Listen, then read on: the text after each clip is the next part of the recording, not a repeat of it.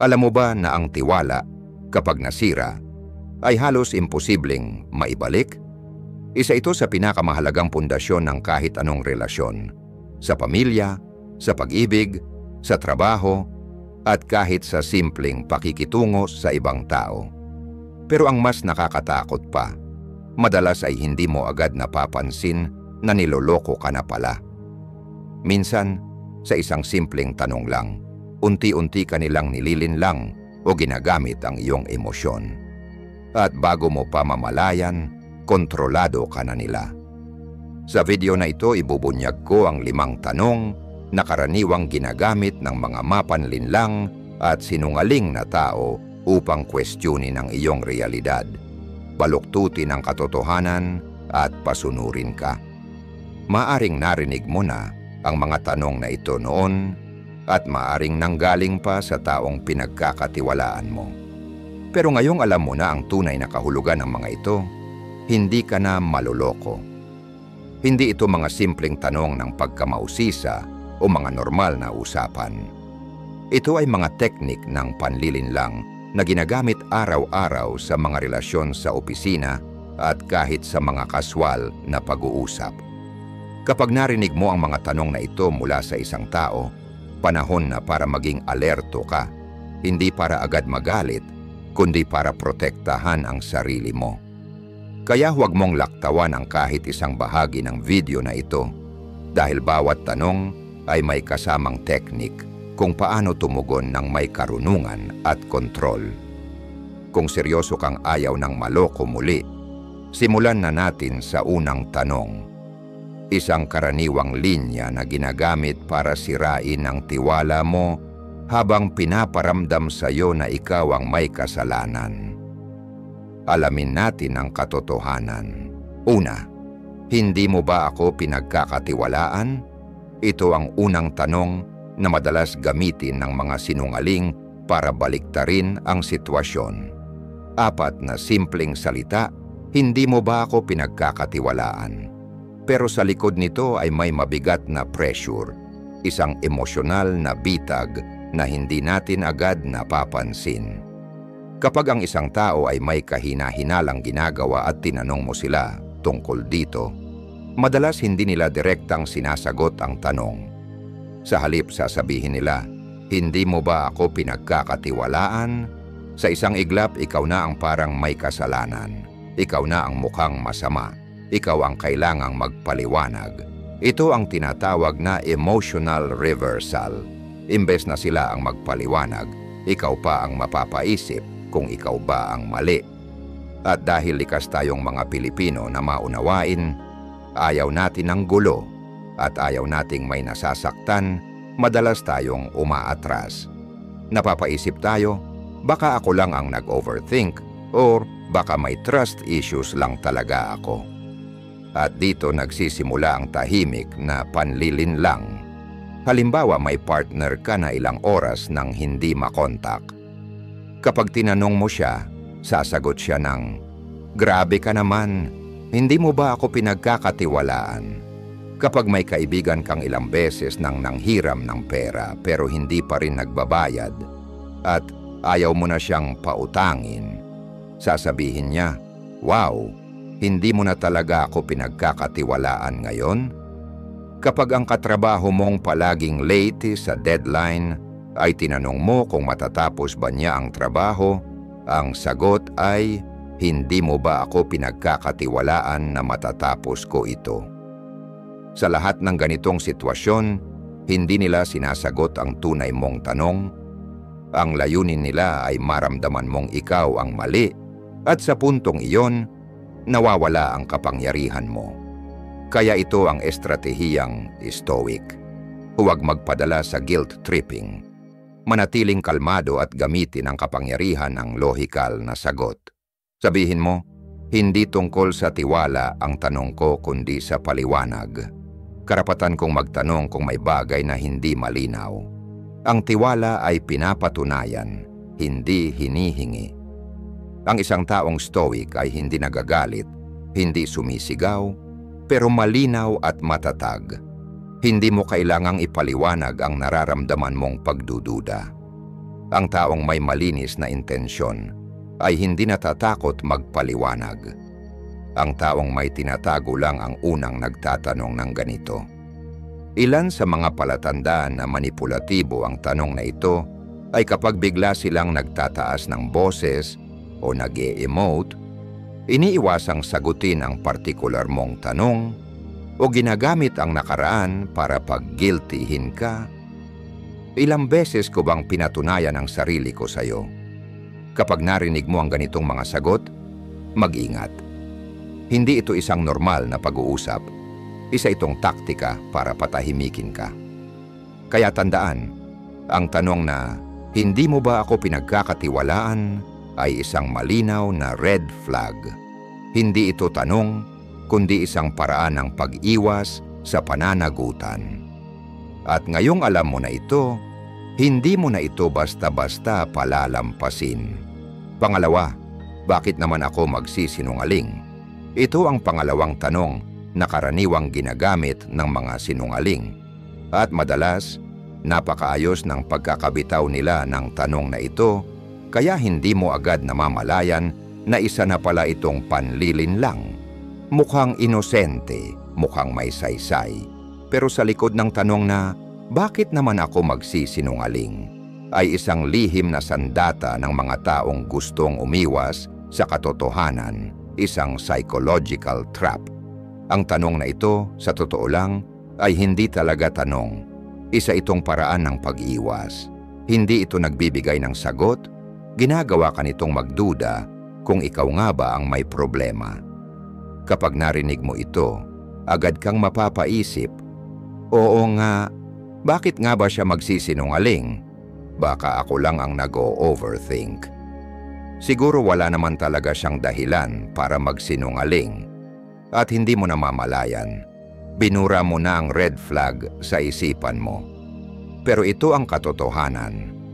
Napakaraming dahilan kung bakit nagsisinungaling ang isang tao para makaiwas sa konsekwensya, para hindi mapahiya, para protektahan ang sarili, o para makuha ang gusto nila kahit makasakit sila ng iba. Mga halimbawa, nahuli mong may ka-text ang boyfriend mo na ibang babae. Ang sagot niya, bakit naman ako magsisinungaling diyan? Wala namang kahit ano. May kaibigan ka na nagsabing hindi siya sumama sa outing, pero nakita mo siyang kasama sa mga litrato. Sasabihin niya, bakit naman ako magsisinungaling? Wala naman akong tinatago. O kaya'y biglang may binago ang boss mo sa project na hindi man lang napag-usapan. Nang tanungin mo, sasagot siya ng, bakit ko naman pagsisinungaling yan? Madali lang namang i-verify ang pagkakapare-pareho sa lahat ng ito. Wala silang konkretong sagot. Lahat ng sinasabi nila ay para lang mapawi ang pagdududa mo, hindi para linawin ang katotohanan. Estratehiyang stoic. Sa halip na atakihin sila o magpakita ng galit, gumamit ng mahinahon at makatwirang pamamaraan. Ibalik ang usapan sa mga objetibong katotohanan, maging kalmado, mapanuri, walang drama. Sabihin mo, gusto ko lang maintindihan ng buo ang sitwasyon. Hindi ako namumuna, nagtatanong lang ako. Mas maganda siguro kung malinaw ang mga detalye para maiwasan ang gulo. Ang layunin mo ay katotohanan, hindi away. At kung sila ay defensive, kahit simpleng tanong lang ang binitawan mo, may dahilan ka na para lalo pang magduda. Babala. Mga senyales na ginagamit nila ang tanong na ito para magsinungaling, mabilis silang mag-react kahit hindi mo pa sila direktang tinatanong. Tila iniiwas ang usapan mula sa tunay na motibo. Sa halip na linawin ang totoo, paulit-ulit nilang sinasabi na wala silang dahilan para magsinungaling, pero wala naman silang ebidensyang ipinapakita. Kapag ganito na ang pattern, hindi ito tungkol sa tiwala, ito ay usapin ng pananagutan. Tandaan ang tanong na, bakit naman ako magsisinungaling, ay isang panlito, hindi ito sagot, isa itong smokescreen. At kung hindi ka alerto, malulunod ka sa sariling pagdududa. Pero ngayong alam mo na ang teknik na ito, ikaw na ang may hawak ng control. Pangatlo, pwede mo ba itong itago? Ang ikatlong tanong ay simple. Madalas itong binibigkas na may ngiti o mahina lang ang pagkakasabi, pwede mo ba itong itago? Pero sa realidad, isa ito sa pinakadelikadong tanong na maaring itanong sa iyo ng isang tao. Bakit? Kasi sa unang tingin, parang espesyal ka, parang pinagkakatiwalaan ka. Pero sa likod nito, sinusubukan lang nilang sukatin kung gaano kahina ang hangganan mo. Isang ilusyon ng tiwala. Kapag may nagtanong sa iyo ng, pwede mo ba itong itago? Hindi lang sikreto ang gusto nila. Ang totoo, gusto nilang gawing kasabwat ka. Hindi lang bilang tagapakinig, kundi bilang kakampi sa mali. At kapag pumayag ka, kahit isang simpleng oo, para mo na ring binigyan ng pahintulot, hindi lang ang pananahimik, kundi ang mismong paggawa ng mali habang nakatingin ka lang. Halimbawa, may katrabaho kang lalapit at sasabihing, may sinabi si boss tungkol sa'yo. Pero satin lang to ha, huwag mong banggitin na ako ang nagsabi. O kaya'y kaibigan mo ang lalapit at magsasabing, pwede mo ba itong itago? May sinabi si Mark tungkol sa'yo, pero huwag mong sasabihing ako ang nagkwento. O partner mo mismo, pwede mo ba itong itago? Nagka-chat ulit kami ng ex ko pero wala yon. Huwag mong alamin. Sa una parang inosente lang. Pero kapag inisip mong mabuti, may tanong kang kailangang sagutin sa sarili mo. Bakit kailangang itago? At bakit ako pa ang ginagawang tago? Mga palatandaan ng panganib, masaya o excited sila habang ibinabahagi ang sikreto. Parang chismis lang. Sasabihin nilang sayo lang nila sinabi para magmukhang espesyal ang koneksyon. Ang nilalaman ng sikreto ay tungkol sa ibang tao na wala sa usapan, walang konteksto, walang pahintulot. Ito ang tinatawag na triangulation. Isang mapanlinlang na taktika kung saan sinisira ang relasyon mo sa ibang tao habang ginagamit ka bilang tagapamagitan ng impormasyon. Estratehiyang Stoic. Hindi mo kailangang ibunyag ang sikreto, lalo na kung alam mong laban ito sa prinsipyo mo. Sabihin mo, mas gusto ko ang bukas at tapat na komunikasyon sa lahat ng relasyon ko. Kung makakasira ito ng tiwala ng ibang tao, hindi ako interesado. Bakit kailangang itago? May dahilan ba? Dapat mahinahon, direkta, at may paninindigan ang sagot mo. Ang isang stoic ay hindi naapektuhan ng emosyonal na panliligaw, lalo na kung ang layunin ay itago ang kasinungalingan. Panghuling paalala, kapag may taong nagtatanong sa iyo ng, pwede mo ba itong itago? Hindi nila sinusubukang pagkatiwalaan ka. Sinusubukan ka nilang gawing kakampi sa mali. At kung may respeto ka sa sarili mo at sa mga taong pinapahalagahan mo, hindi mo kailangang tanggapin ang papel sa isang laro na hindi mo pinili. Pang-apat, sinong nagsabi niyan? Ito ang ikaapat na tanong. At sa lahat ng nasa listahang ito ang pinakamapangahas. Sa unang tingin parang normal lang. Para bang nais lang nilang malaman kung saan galing ang impormasyon. Pero sa katotohanan, ang tanong na sinong nagsabi niyan ay isang uri ng control tactic. Hindi ito tungkol sa impormasyon mismo. Kapag ang isang mapanlinlang na tao ang nagtatanong nito, hindi sila interesado sa isyung binanggit mo. Ang habol nila ay ang pinagmulan. Bakit? Para patahimikin ito. Para putulin ang koneksyon mo sa katotohanan. Para matakot kang magsalita muli. Ganito kumilos ang mga taong ayaw mabuking. Kapag may lumabas na impormasyon laban sa kanila, ang una nilang reaksyon ay hindi, totoo ba yan? Ayusin natin. Ang reaksyon nila ay, sinoong nagsabi niyan? Mga halimbawa, nahuli mong nagsinungaling ang boss mo at nabanggit mong may nagkuwento sa iyo. Ang unang itatanong niya, sino ang nagsabi? May nag-report sa'yo na niloloko ka ng partner mo. At nang harapin mo siya, ang tanong niya, sino ang nag-report sa'yo? May kaibigan kang kinuwestiyon mo tungkol sa ginagawa niya. Bigla kanyang sinabihan, sinong naglagay ng ganyang ideya sa utak mo? Hindi nila sinasagot ang issue. Minsan pa, ikaw pa ang pinapagalitan. Babala, mga palatandaan ng control tactics. Bigla silang nagtataas ng boses o kaya'y nagiging malamig pero may banta sa tono. Matagal ka nilang tititigan na para bang binabasa ang galaw mo. Sa halip na magpaliwanag, sisimulan nilang magbintang. Gusto nilang malaman kung sino ang kalaban para putulin ang access mo sa katotohanan. Ito ang tinatawag na information control. Gusto nila sila lang ang may hawak ng kwento. At ang layunin nila, i-isolate ka. Estratehiyang stoic. Hindi mo kailangang sagutin ang tanong nila. Karapatan mong protektahan ang sarili mo at ang pinagmulan ng impormasyon. Sabihin mo, hindi yon ang mahalaga. Ang mahalaga kung totoo ba ang sinasabi. Ang gusto ko ay ayusin ang issue, hindi ang maghanap ng masisisi. Maraming tao ang nakakakita ng sitwasyon, hindi lang isa. Ibalik ang focus sa totoong problema, hindi sa chismis. Dahil ang taong may malinis na konsensya ay hindi takot sa tanong at handa sa malinaw na paliwanag. Panghuling paalala, kapag ang unang reaksyon ng isang tao ay tanungin kung sinong nagsabi, hindi nila iniisip kung paano aayusin ang issue. Ang iniisip nila ay kung paano kontrolin ang kwento. At ito ay malinaw na senyales ng taong may itinatago.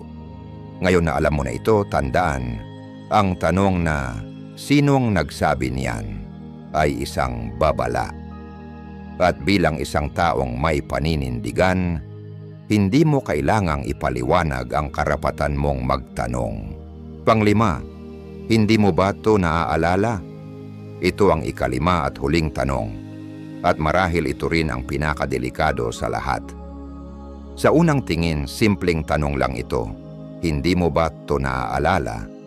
Pero kapag ito ay galing sa isang sinungaling, isa itong malinaw na gaslighting tactic. Ginagamit ito para sirain ang tiwala mo sa sarili mong alaala. Isang uri ito ng psychological manipulation. Mahina talaga ang memorya ng tao sa likas na kalagayan. Kaya kapag may nagsabi sa iyo ng, hindi mo ba to naaalala, nang may kumpiyansa, agad mong iisipin na baka nga nakakalimot ka, baka ikaw nga ang mali. At dito na nagsisimula ang pagdududa sa sarili. Unti-unting hindi mo na alam kung alin ang totoo at alin ang minanipula. Yan ang layunin ng gaslighting. Ang kontrolin ang sarili mong realidad. Halimbawa, sinabi ng partner mo na napag-usapan nyo na ang isang bagay, pero wala kang maalala. Sasabihin niya, hindi mo ba ito naaalala? Nasabi ko, yan noong isang linggo.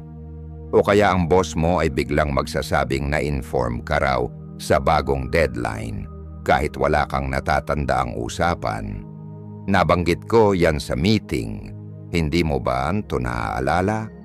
May kaibigan kang biglang may ibang kwento sa nangyari at pinalalabas na ikaw ang mali. Grabe, seryoso? Hindi mo na ba yon naaalala? Karaniwan ang bersyon ng kwento nila ay laging pabor sa kanila at laban sa'yo. Makikita mong senyales ng gaslighting kapag sobrang kumpiyansa sila sa sarili nilang bersyon ng kwento, nagbibigay ng sobrang detalyado o dramatikong pruweba. At kapag di ka pumayag o pumalag, ikaw pa ang ginagawang may problema. Sa ganitong paulit-ulit na pattern, unti-unti kang mawawala ng tiwala sa sarili.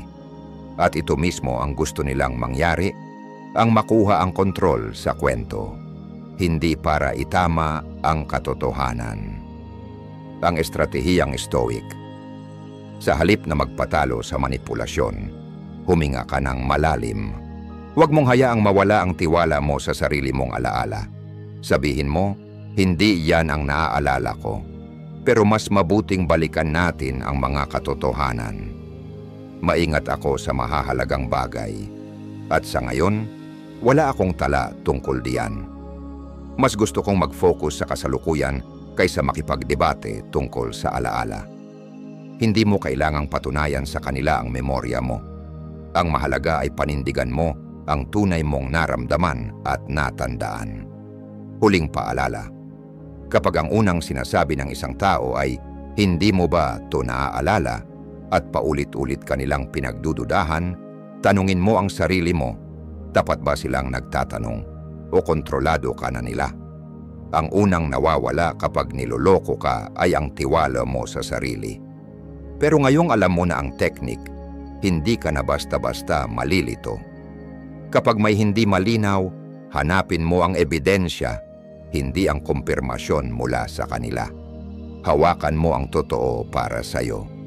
Ngayon alam mo na ang 5 tanong na ginagamit ng mga sinungaling para manipulahin ka, upang palabasing sila ang tama at ikaw ang may problema. Hindi mo ba ako pinagkakatiwalaan? Bakit naman ako magsisinungaling? Pwede mo ba itong itago? Sino ito nagsabi niyan? At hindi mo ba ito naaalala? Sa unang tingin, para lang silang simpleng tanong. Pero sa totoo, mga sandata ito, tahimik pero mapanira, subtle pero matalim, ginagamit para pabagsakin ang katotohanan. Ang pinakamapanganib pa sa lahat, hindi ito sigawan, hindi ito harapang pagsisinungaling. Ginagawa ito sa paraan na mararamdaman mong ikaw ang may kasalanan. Ikaw ang dapat mahiya, ikaw ang dapat magduda, ikaw ang dapat mag-guilty. Ngayon na alam mo na ang mga tanong na ito, mas alerto ka na. Hindi ka na agad madadala sa matatamis na salita, sa drama, o sa pagiging biktima ng kausap mo. May kakayahan ka ng huminto, mag-isip, at magtanong pabalik. Iyan ang tunay na kapangyarihan ng isang stoic. Hindi ang agad na reaksyon, kundi ang kalmadong pagninilay. Hindi ang pagpapadala sa emosyon, kundi ang paninindigan sa prinsipyo. Tandaan, hindi masama ang magtanong, hindi mali ang magduda. Ang mali ay ang manahimik at pumikit kahit may malinaw ng senyales na may mali. Kapag talagang may pakialam sa iyo ang isang tao, hindi sila maiinis sa mga tanong mo. Hindi nila iiwasan ang paliwanag. Bagkus, sila pa ang lalapit upang linawin ang lahat. Ngayon ang tanong, ano ang gagawin mo? Ang kaalaman sa teknik ay simula pa lang. Ang tunay na tanong ay, gagamitin mo ba ito? Simula ngayon, pagkatiwalaan mo ang instinct mo. Huwag kang matakot magtanong kapag may hindi malinaw. I-document mo ang mga usapan, lalo na kung may palatandaan ng manipulasyon. Huwag kang umasa sa memorya lang.